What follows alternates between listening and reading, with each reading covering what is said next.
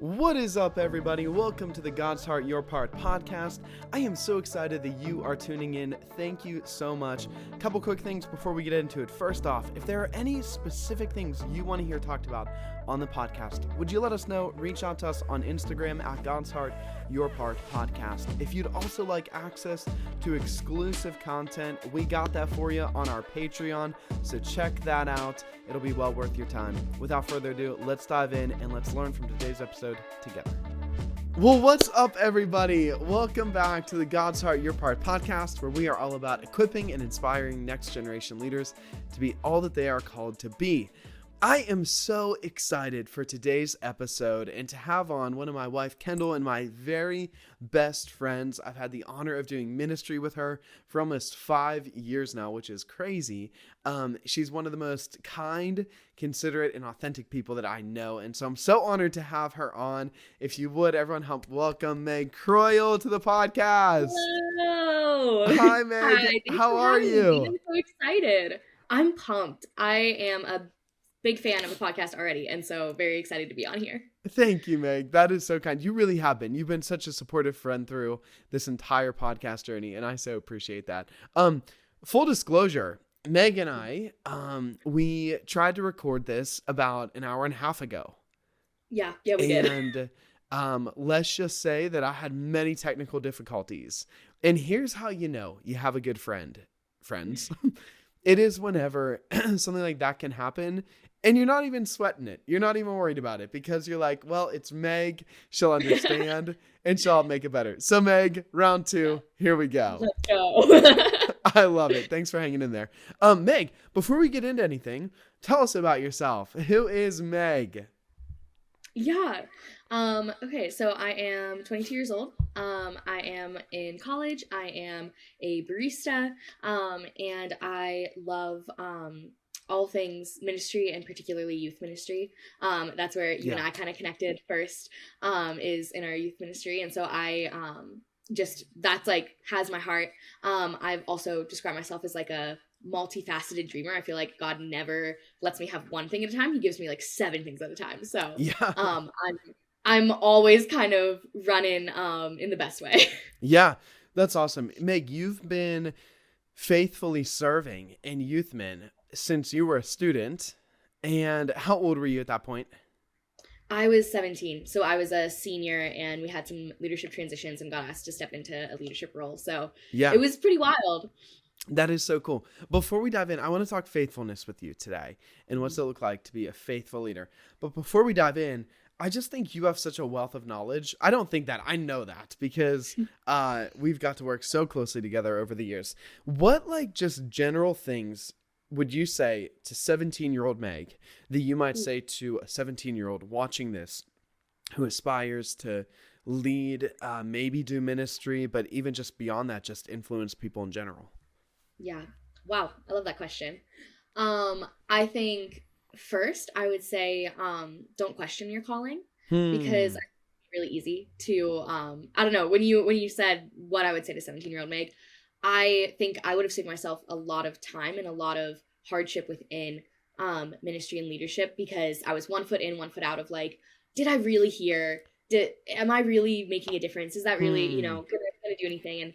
And I was just at a conference last weekend and they had leadership breakouts, and in one of the breakouts they talked about a definition of leadership, and it was the conviction that everything you do matters.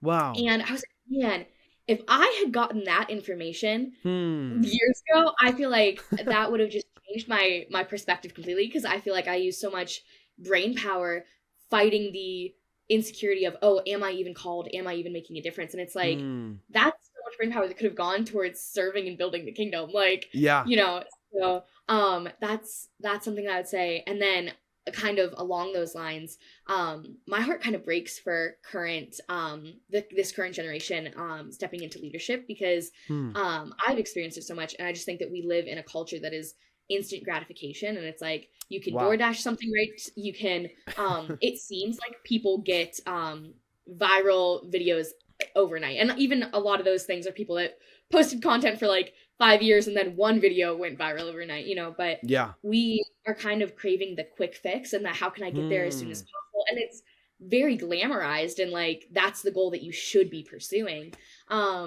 And so I think it's very hard to be a young leader and not apply the culture's mindsets to the work that you're doing. Wow.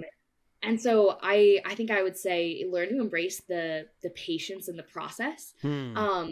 Because honestly, if you read much of scripture at all, like you get into God's heart, and almost everything it talks about the slow and the Yeah. like the disregarded, the things that, even when you look at the Beatitudes, it's like blessed are the poor in spirit, and all of the things that are like countercultural, and Yeah. so much of it talks about the unseen things and how God doesn't look at things the way that man does. And so I feel like the last several years, the biggest thing I've learned in my leadership journey has just been, okay, God, let me be faithful with what's in my hand right now. Yeah. Let me be faithful in the little things here, and not let me have the big vision for the future, because I think sometimes that's where I would get tripped up, is I feel like I have so much vision and excitement, and I'm like, if God told me something, it's gonna happen. Let's run full force. Yeah. Also understanding, like, and to get there, there's probably going to be a process that I am going to want to, like, if I get the dream and the vision and all the things happen tomorrow, Yeah. if there isn't a process, there's nothing to sustain it. And so I Hmm. think I have just really learned to hold on to that, and to look at, okay, yes, I believe for these big things. Yes, I believe God has given me a specific call, and I want to serve it well. Yeah. But that also looks like, how do I serve that today? How do I use Wow. what's in my hand today to leverage that? May, whew, there, and now everybody knows why I said you're a well of knowledge. Because my goodness, there's so much we could unpack just in that. Talk a little bit real quickly about, it's actually really funny you mentioned the instant gratification. You said door dashing. One Yeah. time I actually door dashed, or maybe it was like Instacart or something, but Nerf guns. Like that's literally, I needed one stat and I needed that instant fix. So I got Sometimes myself. it happens. Exactly. So I can relate to that. What do you think? You kind of ended that with learning to balance like these many things all at once, like the vision for the Yeah. future with the reality of today. And then also, I think a question I have for you, because I've watched you, right, in different seasons and just doing life with each other, right, where you're like, okay, you're pursuing education, but you're also leading a ministry, and then you're also working this job and working that job, and you've got a lot going on. So I think, speak a little bit to how do you healthily hold all of those different things that are valuable without neglecting or becoming unhealthy. Yeah. I would say make sure that your priorities are in order. I think that it is very easy to put ministry and serving God over relationship with God. Mm-hmm. Or classify them as like kind of the same thing. And it's like, oh well, I was like praying over my team and sermon prepping, and that counts as my Devo time today. And it can get a little bit murky. I've Um, never done that. no, Yeah. never me either. But I think knowing your priorities and what comes first, and that like truly is like, my relationship with God is non-negotiable. Like that has to be before anything else, because I frankly, I have nothing to give anyone else if I don't have a relationship with God. Like Yeah. any Yeah. wisdom I have comes from him. Anything that I receive that I can give back to other people didn't come from me in the first place. And so Yeah. it's kind of like unethical as a leader to push away your own relationship with God to push Hmm. forward. And that's not to say there aren't times. There are seasons where maybe it's a tough season and there's a lot of needs, and you are going to be having to muscle through it. And I'm not saying like you have to. There are times that I've been in ministry that I've had to say, okay, I know that God called me to this. I know He hasn't called me out of this, and so no matter how hard it is, we're digging in, we're going. Yeah. And so I think that there is something to be said for being faithful in even in hard seasons, but Sure. making sure that the priority is my relationship with God. And it's like you can have some wrestling like that. I think wrestling is so healthy for your relationship with God. Yeah.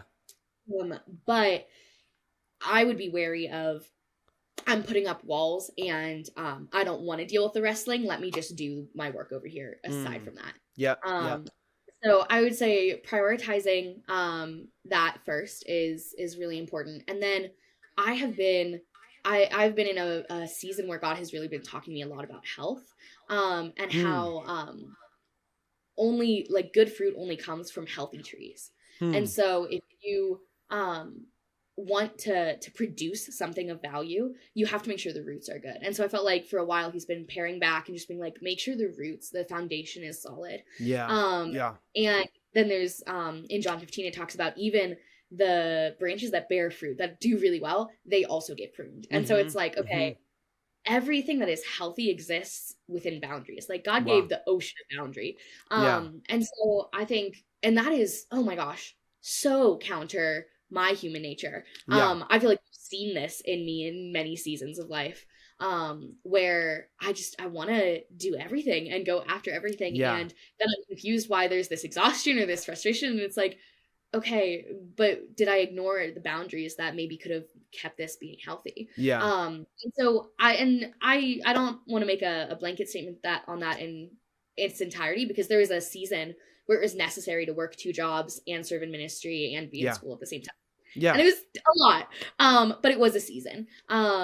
And then if it was going much longer than that, like something had to change. And so I've gone through different times where it's like, okay, I'm taking one less class, or I'm Yeah. paring down this job, or or I have other people on my team that I can empower with more so that I'm not carrying as much. Yeah. Um Yeah. Different things that you can do. But I think that it's very possible to live a full life. It's very possible to live a life that is holding multiple things. Like we're not Yeah.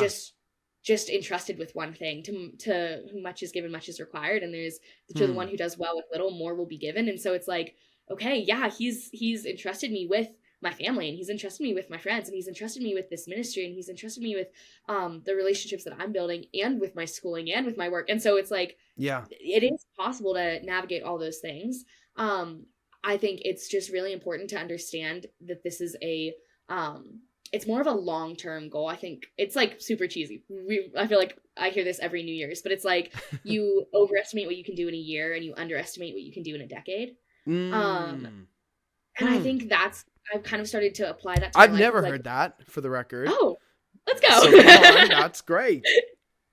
um, yeah. So I think trying to understand like, okay, what seeds can I sow today in these areas? I think part of that is also just being like, where am I right now? Let me be 100% there. Because Yeah. I can tend to be like, this is the mounting to-do list and let me focus on everything else. And I am the most energized, the most effective when I'm like, okay, right now, this hour, I'm in conversation with this person. Mm. And next hour, we can deal with the to-do list items that are on that. But like right Yeah. now, this is where I am. Yeah. And so hopefully I'm talking to you right now and I'm not thinking about all the other things that my week holds or any other responsibilities. And it's just, no, but right now I get to be in this conversation. Yeah. So let me just fully be here. And the other things will come when they come. Yeah. I don't know if that answered your question. That more than answered my question. That's amazing. Yeah, learning how to be present, learning how to steward each moment. I mean, those are some things that I'm hearing. I really think, and I would not say this for everybody, but I would really say this for you. You look at your life, and I don't think there's a person who knows you who isn't like, Meg is great. And if so, they're an issue. And I think that you've got so much going on and so many things because the Lord just looks at your faithfulness and is like, okay, those who are faithful with a little will be given more, right? And I think that you've proven this heart of faithfulness, which is a topic I now want to kind of pivot to. So like, I think you have all of that because you've been faithful with the little, right? I remember whenever, the virus happened, let's say, because I don't know if they flag words, and you were responsible. We together were responsible for this youth group of, what was it whenever it came back? Oh gosh. 8 kids? 8, 12. Yeah, 12? when we started back, it was small. Yeah. On a good week, maybe 15. And they're right? separated out with, it was crazy. Yeah, and that is not to say, right, like that's not significant. As a matter of fact, No. Oh my you gosh. treated that. Like if you're out there and you're like, oh, I wish my youth group were 15. I'm not minimizing that. But I guess my point is like, you looked at that and you said, with the 15, I'm going to be faithful, right? And what have we seen over years? People who have encountered Jesus through your willingness and your faithfulness, right? Which is so cool. And that's what it's about. So I can think of no one better to talk us through this idea and concept of faithfulness than you. So to Meg Croyle, if you had to define what does it mean to be faithful What would you say? Can you give us some maybe practical examples of what that looks Mhm. like? Yeah. I would say it comes down to kind of commitment. Um, and I would say maybe more than that, just a spirit that is unwilling to give up. Hmm. Um, because I think that there's so much hardship, there's a million reasons why you shouldn't do this thing. Like there's a Yeah. million reasons why you shouldn't extend your energy. Like even I just think about some of our youth leaders that like I get to know. I'm like, there's a million reasons why you shouldn't come home from a full-time job and decide there's no way I'm pouring into these high school students, you know? Yeah. Like Yeah. like there's practical realities to it too. Um and I think faithfulness is just saying, okay, I want to live for something that's bigger than myself. Yeah. And so I'm going to do my part. And it's not overextending and saying, okay, I want to do everyone's part, but it's like, okay, what is the part God Ooh, gave for me to do, you know? that is Um good. let me be faithful with that. And so I think that oh man, it really looks like the tiny details. Yeah. And I think I can get so excited by the big picture things, but it comes down to the little moments. It comes down to, okay, God, like I don't feel like getting up out of bed today. I don't feel like spending time to ask you what you're doing so then I can go into whatever it is I'm going into with vision and excitement. Like I'm just going to hit snooze one more time. I'm just going to do this. I'm just going to do that. Like there it's really easy to talk yourself out of decisions that are really good for you. Yeah. And I think faithfulness is saying like I'm going to put in the 10 extra minutes. I'm going to put in Hmm. and even it's like when you don't have the energy or the wisdom or the strength, it's not saying I'm gonna manpower this, but it's like, okay, hey, I'm in a really difficult conversation and I don't necessarily know how to handle this. While I'm in this conversation, let me ask God for wisdom. Let me ask Him to guide the words to help me navigate this. And then Wow. when you're out of that situation, it's saying, okay, has God given me people around me to go to say, hey, how can I steward this better? How can I take care of this person? How can I address the situation? And it's kind of using everything because like being faithful is like using everything at your disposal. And I think sometimes our pride can be one of the things that blocks us Yeah. because we're like, well, I want to have all the answers. And sometimes it's like, Hmm. okay, but God put you in community. He put you around other leaders with more experience. He put you around people that labor alongside you. Yeah. Um, he gave you the word and so many resources that you can pull from that. It's like, okay, you're not the first person to go into a tough conversation with someone, you know? You're Yeah. not the person who's had to navigate these things. And so really gleaning all of that knowledge and saying like, okay, how can I take all of that and then use that to be faithful to what God's given me specifically? Wow, that's really good. Something you said in there, not exactly, but the way that I heard it was basically faithfulness means being excellent with your part. And I Mhm. love that idea so much Yeah. because and I even think back to like young Brandon, and I'm sure you can attest, like young Meg. That's so funny. We're literally like 25 and what did you 22, right? Yeah, Taylor Swift year, and so but like looking back, it's how often and how many times did I try or did you try, or maybe some young people out there watching like try to be excellent beyond what your part is. In other words, like playing somebody else's part, being what you are Yeah. not. And so I love that so much. I think that's such a core truth that if we can get like, no, you're not responsible to be the influencer that maybe you like or that you would even want to be. You're just Yeah. responsible for playing and being faithful and excellent with the piece that you've been given and the part that you've been Yeah. given. Do you have any additional thoughts on that? Oh, yeah, I do. I actually think that's really cool because it brought back a memory. But I remember there being a time period that when we were doing ministry together where you weren't at an event and Hmm. I was like holding some of the responsibilities you were holding and I asked for feedback after that for from that event of like how it went. And the feedback I got was like, yeah, it was really great. Like it was all positive. There wasn't they were Yeah. like every person on this team is where they're supposed to be. It's all good. It's amazing what And happens when I leave. Yeah. It's like, stop. this is the Um, best. no, God. but the one thing that was like missing was there is this like dynamic faith and energy and like just like really bring, especially like within you. There was like just this like crazy fun, whatever. Yeah. Um, and the comment was something like the closest you have to that is Meg, but like Meg's like likes to have one-on-one conversations with people, and you know, like we need like a Brandon or whatever. And it took a lot for me to not internalize that as like, oh, I need to be more like Brandon, and that makes me like not a good leader, and instead separate of I'm not trying to be Brandon, and I would want Brandon to try to be me, but we play different roles, and we can certainly do very similar things. We can, but like even I think about just different leaders that I've had the privilege of serving under. Yeah. In the same position, not a single person has done it the same way. Yeah. And I'm like, thank God. Because if everyone tried to run it how the last person who did it ran it, like there's not going to be a grace on that. There's not going to be an anointing on that because it's not your anointing. Like wow. You can do the best that you can, but it's just going to be an imitation.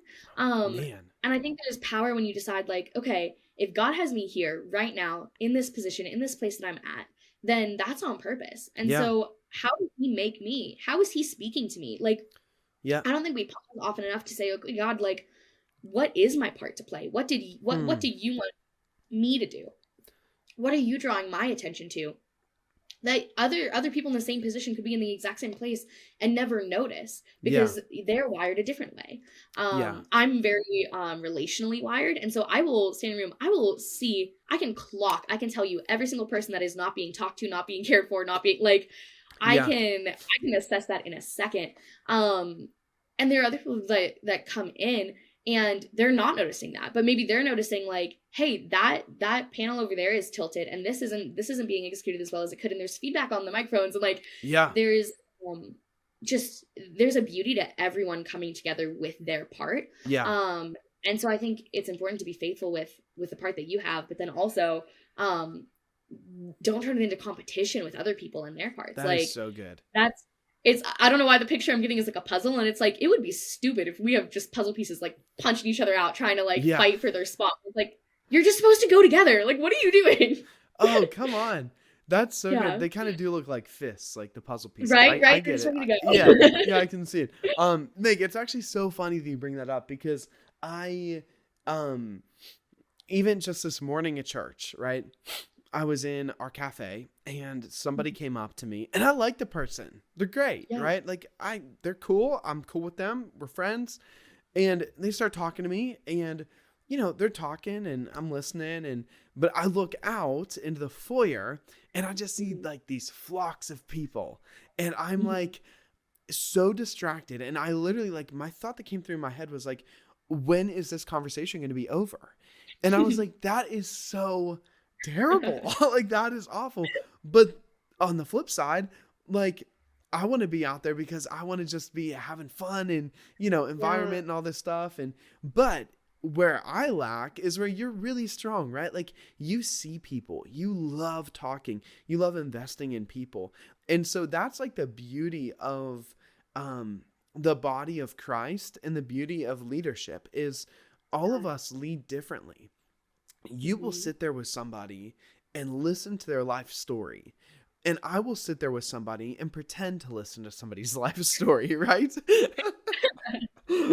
And sometimes, no, that's a bit of an exaggeration. But like, you get what I'm saying, right? Like we're wired differently. But there's strength in that because it's like whenever I know, okay, we need to like accomplish X, Y, or Z goal, I can look and be like, oh, I'm not great at that, but Mike is, right? I'm not great at that, but Meg is. I'm not great at that, but Andrew is, right? Like you can paint a picture because we all have different strengths. So faithfulness is being excellent with your part. That is so beautiful. And that's so rich. So what you said about me, I'm like, I feel like I can be the same way and be like, I wish I were more like Meg, but it's this constant reminder that it's like, okay, but you're not.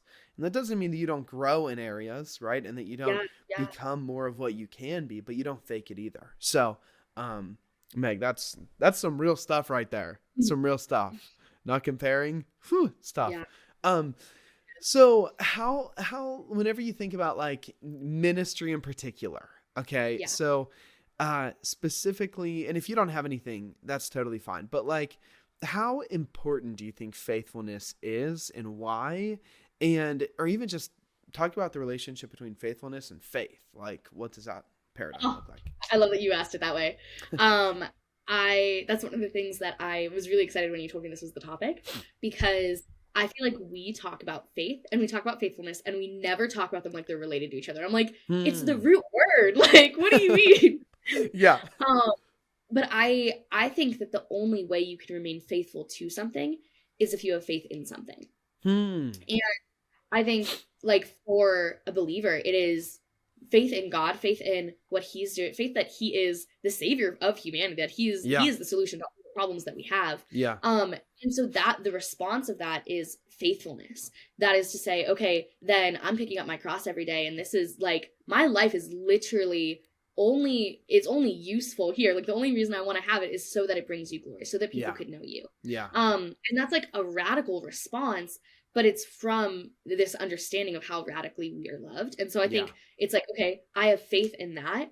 And so that drives my faithfulness. But then even if you get into like the details of things, like, okay, I love youth ministry. And it's like, why? It's like, well, I have such faith in what God believes over this generation. And I can't stand all of the voices that say Gen Z is distracted and addicted to their phones and just never like gonna add up to all these things. They're gonna be the most anxious generation ever. They're gonna be this and that. Like, and I'm like, I have seen and experienced, and I have faith in what God will do with someone who's willing, no matter their age. And so I'm like, show me the 15-year-old that is giving their pieces to God and then seeing miracles happen. Like that faith then produces faithfulness, where it's like, okay, yeah, that conference I talked about, they did something so powerful. They asked everyone to like head down and asked if you're struggling with like not just like anxiety before a test, but like daily crippling anxiety, really hard depression, or suicidal ideation, raise your hand. And then it was a conference with students and leaders, and then they specifically said to the leaders, okay, you guys are allowed to look up because you need to see what this generation is facing. And it broke my heart, the hundreds of hands that it was a majority of the room. It wasn't like a few here and there. It was kids all around everywhere. And it like broke my heart. And then the teacher that did that, then in a breakout after that, was like, if that isn't enough fuel to keep you in youth ministry for another year, another 2 years, like he was like, I don't know what will, like that.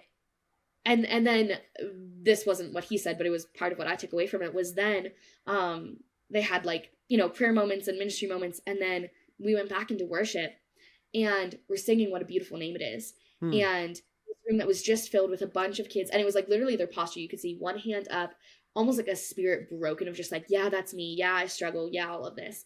Have both hands up. The entire room of this generation is filled and they have their hands in the air. Wow. And they're proclaiming the name of Jesus. And it's like that, those are the things that when I ignite my faith and I remember what God has done and is doing and will do, I remember his goodness and count his works, that produces in me a spirit that desires faithfulness, that desires to stay for the long haul. And if I think about, I don't even know where I'm stealing this from, but I saw something that was talking about, if you try to think of like, okay, name the last 5 people that won the Academy Award. Name the last 3 people who won a Nobel Prize, like that kind of thing. And then it goes, okay, but name 1 teacher who made an impact on you. Like 3 friends that changed your life and all of this. And the point was, most people did not know the last like 5 Academy Award. They're like, I think Barbie was in something. I don't know. But then every single person could recount someone. And it's like that elementary school teacher that made an impact on someone that when they're 50, they're still speaking about it. That is not the person who's necessarily getting all of the recognition. And it's like, oh my gosh, like you're doing amazing from like the world's view. But that person, I'm sure, is getting like a well done, my good and faithful servant. You know, like they're the ones that they're going to look back and see the seeds that produced fruit that maybe they didn't even get to see this side of heaven what it produced, but they were obedient and they were faithful with what they had. Wow. Meg, wow, that's good. I think I would kind of summarize what you said. Tell me if this is fair. In the idea that faithfulness is rooted in faith, which is rooted in focus.